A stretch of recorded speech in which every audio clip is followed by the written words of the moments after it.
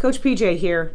Have you ever taken something personally that was never intended that way, and later you found out about the real intentions? Yeah, it happens.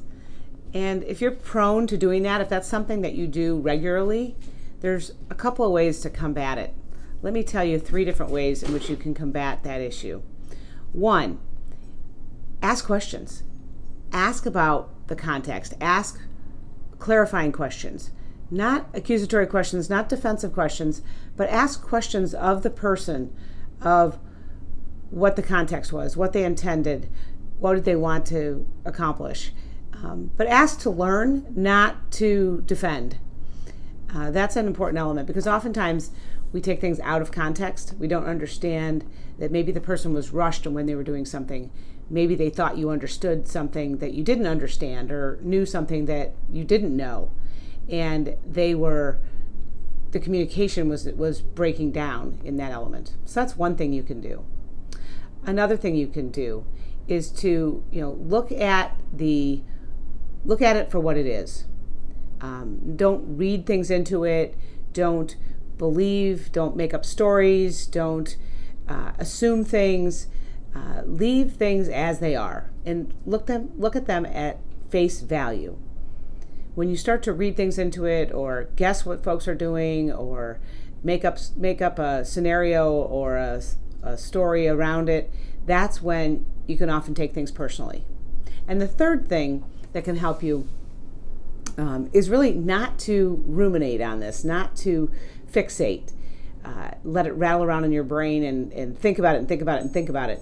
Because the more you think about it, the more you can convince yourself of all sorts of things.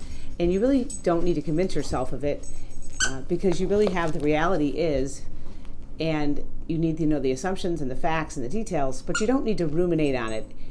So oftentimes one of the easiest ways not to ruminate on it is to just get busy, move on, get your mind off of it, and don't let yourself just get stuck in thinking about it and guessing and letting your head and your mind wander. Those are 3 easy ways to not take something personally, because it is easy to take things personally. We take things personally when we don't trust the intentions of the other person, when we don't have that trust that we believe that person has our best interest at heart. If we trust that person, that they have our best interest at heart, we can give them the benefit of the doubt. We can give them the leeway to say something and not take it personally, because we know that person has the best interest of the company, the best interest of the person, the best interest of the client.